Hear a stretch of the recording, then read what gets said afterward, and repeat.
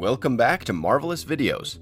I'm Rylan, and today we will be asking who was Jason Voorhees' father, as well as exploring the supernatural past and bloody history of Camp Crystal Lake.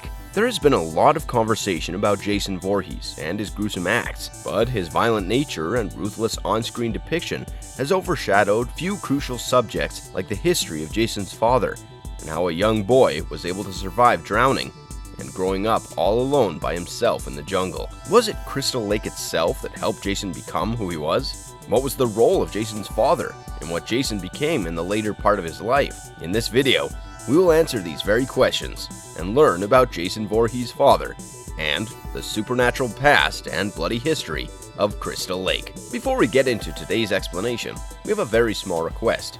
If you like our content, please support us by subscribing to our channel. This is a small click for you, but for us, it means a lot. Thanks. Now, let's begin.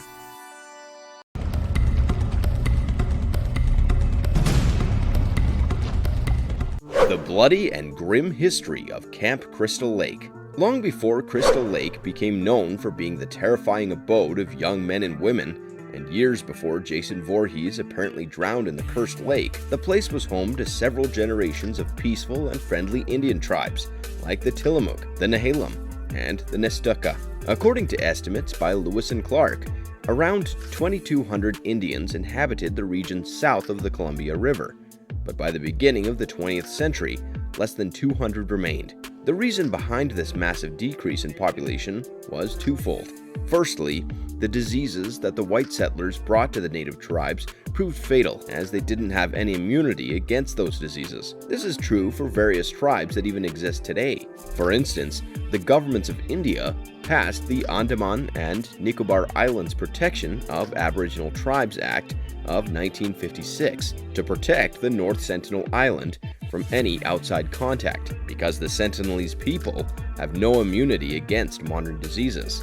Coming back to Crystal Lake, the second prominent force behind the deaths of several native tribes was the greed that filled the hearts of the white settlers. In order to take over the land, the settlers would often carry out genocide, and these grievous crimes often went overlooked, and the culprits would hide from the watchful eyes of the law. In one such incident, a group of settlers massacred an entire tribe of the natives and dumped their bodies into Crystal Lake. Men, women, and also children were wounded and killed in hundreds before being thrown into the water body. But they felt that that was not enough, so the settlers went after the shaman of the tribe, the leader. It was on the shaman's orders that the tribesmen chose to fight back instead of retreating.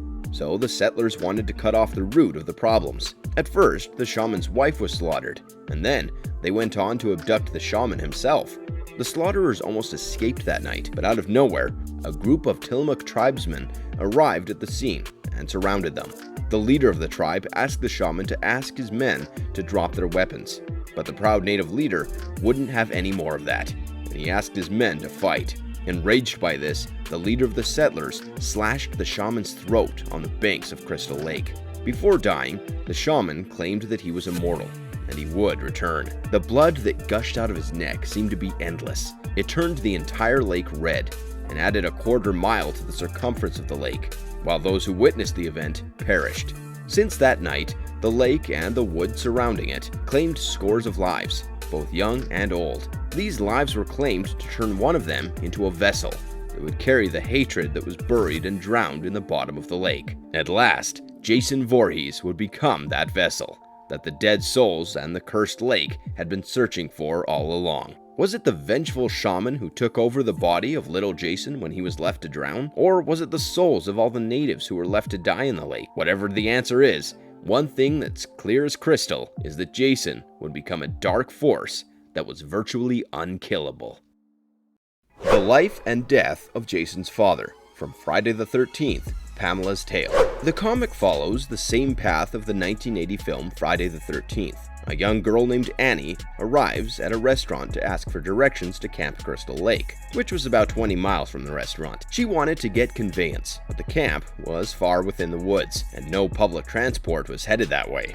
However, she was lucky enough to get a halfway lift from a truck driver named Enos. Despite warnings from an old haggard named Crazy Ralph, she went up in Enos's vehicle and left. Enos dropped Annie at the crossroads and headed for his destination, while Annie started walking towards Camp Crystal Lake. She still had a long way to go, but to her temporary relief, she saw a vehicle coming in her direction. The car stopped close to Annie, and the young girl asked the driver if she could hitch a ride to the camp. The driver welcomed Annie and introduced herself as Pamela Voorhees. Annie had no idea what she had gotten herself into. One thing led to another, and the two women started chatting about children. Annie asked Pamela if she had any children. Oh boy, Pamela had a gem of a child, her little Jason. It was going to be a long ride, so Annie asked Pamela all about her child, and Pamela was more than welcoming to divulge information about her child. Pamela started her tale of horrors from the September of 1947 in Cadiz, Ohio. She had recently been married to Mr. Voorhees, and according to Pamela, she was leading the life of a lucky newlywed.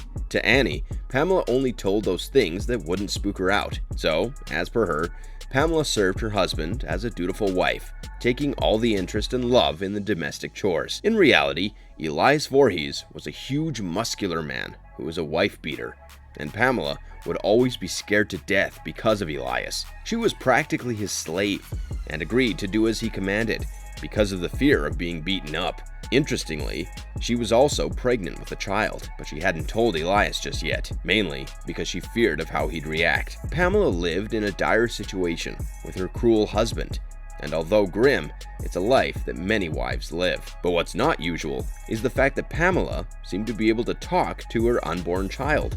Of course, this was merely a figment of her imagination, but she wasn't aware of it. Pamela tells Annie that Elias Voorhees was a simple and masculine man who had simple interests in life. Furthermore, behind his hard exterior, Elias had a softer inside. When they made love, Pamela would feel like a cyclone had hit their little house. Such was the passion of the master of performing arts. But in reality, Elias would brutally abuse her, to the point that their love resembled marital rape. Beating Pamela for petty and trivial things was the norm in the Voorhees household. Pamela would discuss with her unborn baby when she should reveal to Elias about her pregnancy, but she could never gather the courage to speak up because of Elias's temper. She was probably scared that he would hurt both her and her baby, because pregnancy meant a stop to the lovemaking and the beginning of expenses. But one night, when Elias returned home, he once again brutalized Pamela. She was worried about her baby, and a decision was made right then and there. Her fetus spoke to her and asked her to kill him. Pamela told Annie that Elias had passed away suddenly, and Pamela became the victim of circumstances. But in reality, she got hold of Elias's double-edged axe and struck open Elias's skull while he was still asleep. She was the mastermind of this bloody carnage, and it seems that the event took a toll on the fetus. Pamela then stashed Elias's corpse in the back of their truck and drove it to a riverside, where she dumped the body. She was a pregnant widow with no money or family. Annie was listening closely to the woes of this poor lady, who faced the adversities of life and rose from the ashes like a phoenix.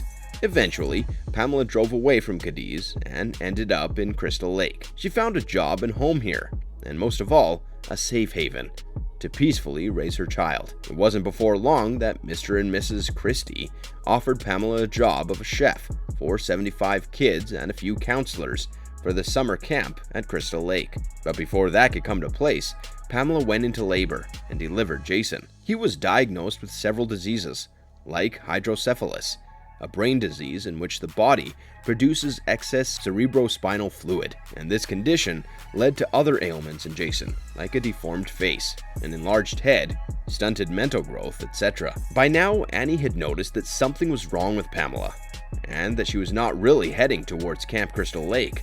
Sensing danger, Annie jumped out of the moving vehicle and tried to escape, but of course to no avail. Pamela eventually caught up to her and killed her. Interestingly, Pamela was pretty particular about finishing her story. She brought back Annie's body to her car and drove off once again, while continuing the story. Eventually, Jason turned out to become a troubled and violent kid. Killing little kittens and bathing in their blood was almost a sport for him. Under these circumstances, he couldn't be left alone, and in 1957, Pamela told the Christies that she wouldn't make it to camp that year. Mrs. Christie suggested that if she brought Jason along, both their problems would be solved. Pamela agreed to it, but that would be the worst mistake for everyone around. Here, the comics take a slightly different turn from the film. Jason witnesses a couple of counselors making out in the woods and ambushes them. One of the counselors chases Jason, and the kid jumps into the lake and drowns. The police ran a combing operation in the lake to find Jason's body, but they came up with nothing, and the case was closed. But Pamela was angry at everyone, especially the camp counselors. Camp Crystal Lake saw the first murder in 1958, when an assailant killed 2 counselors who were having sex. By now, Mrs. Voorhees reached the house of the Christies, where another camp counselor rushes out in panic. She reveals that someone had killed everyone inside, and that is how it all started. If you enjoyed today's video, don't forget to send a like and subscribe to our channel. For marvelous videos, I'm Rylan. Have a good one, be safe, and thanks for watching.